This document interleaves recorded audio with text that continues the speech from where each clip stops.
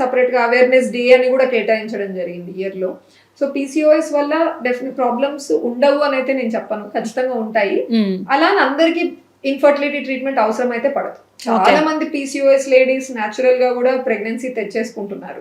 కొంతమంది ఎవరికైతే ఇబ్బంది ఉందో వాళ్ళు they can always visit centre. ఎందుకంటే మొదటిగా మేము వాళ్ళకి కౌన్సిలింగ్ ఇస్తాం, డయట్ గురించి, ఎక్సర్సైజెస్ గురించి, వాళ్ళ లైఫ్ స్టైల్లో ఏమేమి మార్పులు తెచ్చుకుంటే పీసీఓడి ఎంతవరకు కంట్రోల్ అవ్వచ్చు అనేది ట్రై చేస్తాం. బట్ అదంతా చేసినప్పటికీ చాలా మందికి పీరియడ్స్ రెగ్యులర్ అవ్వవు, వాళ్ళంతా వాళ్ళకి ఎగ్ పెరుగుదల విడుదల అనేది జరగదు. సో క్లారిటీ ఉండదు, ఎప్పుడు ట్రై చేయాలి, భర్త భార్య ఎప్పుడు కలిస్తే ప్రెగ్నెన్సీకి ఛాన్సెస్ బెస్ట్ ఉంటాయి అనేది వాళ్ళకి కష్టంగా ఉంటుంది డిటర్మిన్ చేయడానికి. సో అలాంటి కేసెస్ లో మేము సింపుల్ టాబ్లెట్స్ అట్లా ఇచ్చి కూడా ఎగ్ గ్రోత్ వచ్చేలా చేసి ఎగ్జాక్ట్ టైం చెప్పగలం, ఈ 2-3 days are this is that best time అండి, ఈ టైంలో ట్రై చేయండి అని చెప్తాం. సో అలా చేయడం వల్ల పీసీఓడి లేని వాళ్ళల్లో రెగ్యులర్ గా పీరియడ్స్ వచ్చే లేడీస్ లో ప్రతి మంత్ ఎంత ఛాన్స్ ఉంటుందో ప్రెగ్నెన్సీ రావడానికి, వీళ్ళకి కూడా ఆ మాత్రం ఛాన్స్ అయితే కలిగించడం కుదురుతుంది. ఓకే, సో వాళ్ళకి సజెస్ట్ చేస్తారు మూమెంట్స్ ఏంటి. ఓకే, సో హస్బెండ్ సైడ్ నుంచి చూసుకుంటే వాళ్ళకి ఏ ఎఫెక్ట్ త్రూ స్పర్మ్ కౌంట్ అనేది తగ్గడం కావచ్చు, స్ట్రాంగ్ గా ఉండకపోవడం కావచ్చు, ఈ ఇష్యూస్ అని దేని త్రూ ఎక్కువగా వ్యాపించే అవకాశం ఉందంటారు? ఇప్పుడు సెమెన్ అనాలిసిస్ గ్రాండ్ పేరెంట్స్ నుంచి ఒక స్టడీ జరిగిందండి. వాళ్ళు ఏం చేశారంటే టెస్టోస్టిరాన్ అని ఒక మేల్ హార్మోన్ ఉంటుంది.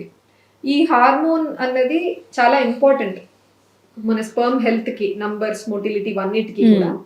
Grand parents, age old generations నుంచి టెస్టోస్టిరాన్ లెవెల్ స్టడీ చేస్తూనే ఉన్నారు, ఈ లాంగ్ స్టడీ. వాళ్ళు నోటీస్ చేసింది ఏంటి అంటే జనరేషన్ ఆఫ్టర్ జనరేషన్ ఈ టెస్టోస్టిరాన్ హార్మోన్ లెవెల్ ఏదైతే ఉంది బాడీలో తగ్గుతా వస్తా ఉంది. సో మన ఓల్డర్ గ్రాండ్ పేరెంట్స్ లో మంచి లెవెల్స్ ఉండే, ఇప్పుడు టీనేజర్స్ లో ఇంకా తక్కువ ఉంది. ఇది ఎందుకు రీజన్ ఏమై ఉండొచ్చు మనం చూస్తే, ఒకటి వెయిట్, ఓవర్ వెయిట్, ఒబేసిటీ ఎక్కువగా ఉంది ఇప్పుడు ఈ కాలంలో. ఈ ఓవర్ వెయిట్, ఒబేసిటీ ఎక్కువ అధిక బరువు వల్ల పొట్ట రీజన్ లో ఫ్యాట్ ఎక్కువగా చేరుకుంటుంది. ఆ రీజన్ లో ఈ టెస్టోస్ట్రాన్ అన్న మేల్ హార్మోన్ ఫ్యాట్ లో ఈస్ట్రోజన్ ఫీమేల్ హార్మోన్ కి కన్వర్ట్ అయిపోతా ఉంటది ఎక్కువగా.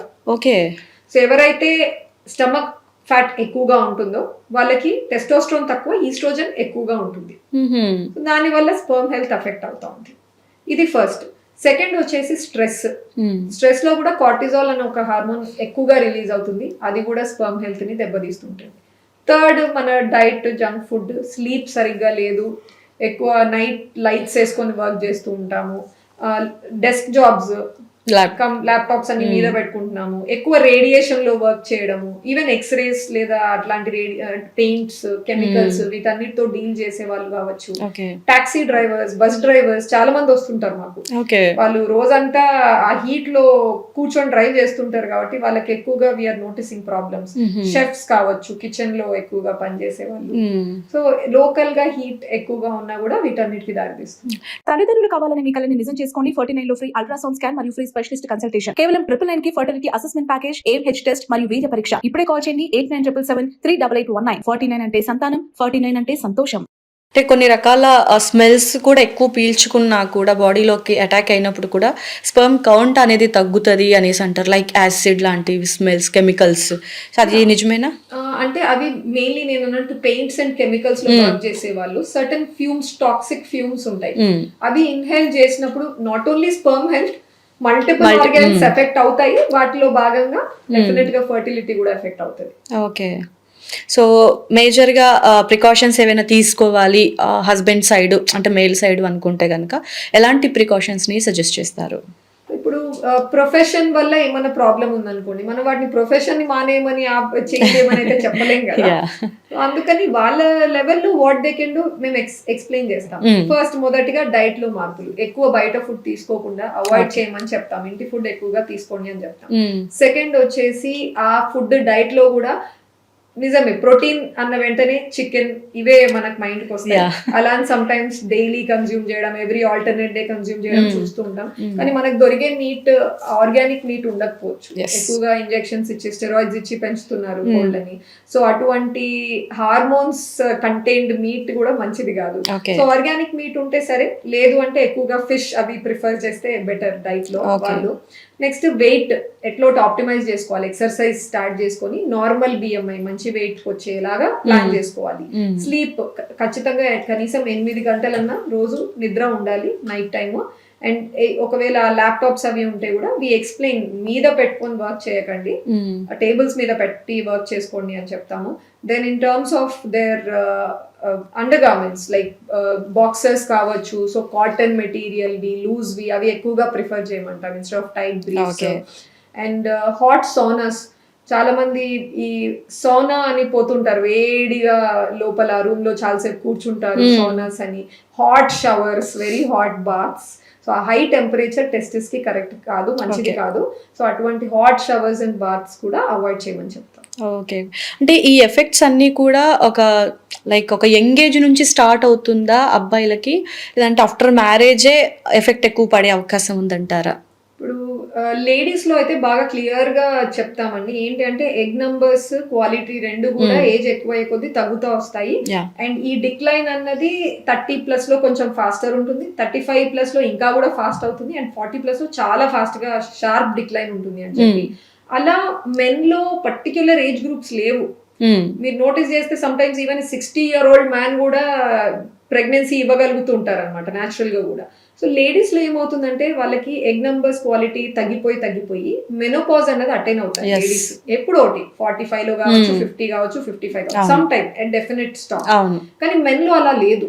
స్పర్మ్స్ లైఫ్ లాంగ్ వాళ్ళకు ఎవ్రీ 72 days అట్లా టైంకి కొత్త బ్యాచెస్ ప్రొడ్యూస్ అవుతూనే ఉంటాయి. సో అందుకని వాళ్ళకు స్పర్మ్ క్వాలిటీ 40-50 వరకు కూడా బాగానే ప్రిజర్వ్ అవుతుంది. ఓకే, కానీ నేను అన్నట్టు వాళ్ళ ఇండివిజువల్ ఈ డైట్ లైఫ్ స్టైల్ వల్ల బాగా దెబ్బతినొచ్చు. అది ఎప్పుడైనా స్టార్ట్ కావచ్చు, టీనేజ్ నుంచి కూడా స్టార్ట్ అవుతుంది, అట్లే ముందు నుంచి అని ఏం లేదు. Because that's when fast production అవుతూ ఉంటుంది కాబట్టి. ఓకే, సో బెటర్ ఎంగేజ్ నుంచి కొంచెం ప్రికాషన్స్ మెయింటైన్ చేయటం. ఎందుకంటే చాలా వరకు ఆఫ్టర్ మ్యారేజ్ జరిగే విషయమే అయినా సరే ముందు నుంచి ప్రికాషన్స్ ఉంటే నా after marriage they will happy. ఇప్పుడు చాలా మంది మెన్ పెళ్లికి ముందు కూడా వస్తున్నారు, సెమెన్ అనాలిసిస్ చేయించుకుంటాము, జస్ట్ ఇన్ కేస్ టెస్ట్ చేసుకుంటాము అని. అంటే అవేర్నెస్ ఎక్కువ అయిపోయింది నిజమే, బట్ సమ్ టైమ్స్ హార్మ్ఫుల్ కూడా ఉంటుంది అనమాట. ఎక్కువగా తెలిసిపోయి భయపడిపోయి కూడా వస్తుంటారు. కొద్దిగా తెలిస్తే చాలు, జస్ట్ రిలాక్స్, కరెక్ట్ గా మంచిగా ఎవ్రీథింగ్ ఫాలో అయితే హెల్త్ వైజ్ ఏమి ఇబ్బంది. ఓకే, సో లేడీస్ రిలేటెడ్ చూసుకుంటే ఇందాక అన్నట్టుగా విటమిన్ అనగానే మనకు తొందరగా మీట్ గుర్తుకొస్తుంది, అందులోనే ఈ బాయిలర్ చికెన్ అనేది. సో ఈ ఎఫెక్ట్ లేడీస్లో ఒకటి పీసీఓడికి, 2 ఒబేసిటీకి దారి తీస్తుంది. సో దానివల్ల ప్రెగ్నెన్సీ ప్రాబ్లమ్స్ అనేది అటాక్ అవుతాయి అనేది వింటున్నమాట. So what you say about this? In PCOD మంచి డైట్ అంటే వాళ్ళకి antioxidant, carbohydrates, proteins, fats అండి. ఇప్పుడు మనం ఏం తిన్నా కూడా ఈ 3 ఉంటాయి వాటిలో. వాటిని ఏ సోర్స్ అన్నది ఎంచుకోవాలి. కార్బోహైడ్రేట్ అంటే మనకు polished white rice is also carbohydrate, కానీ అది నిజానికి అంత హెల్తీ కాదు. సో వైట్ రైస్ బదులు వాళ్ళు ఏదైనా రిప్లేస్ చేసి దాని బదులు కీన్వానో, ఫాక్స్ టైల్ మిల్లెట్స్, అట్లా బ్రౌన్ రైస్ అట్లీస్ట్, సో అట్లాంటివి ఏమైనా రిప్లేస్ చేసుకోమని చెప్తాం. అది కార్బోహైడ్రేట్ పరంగా.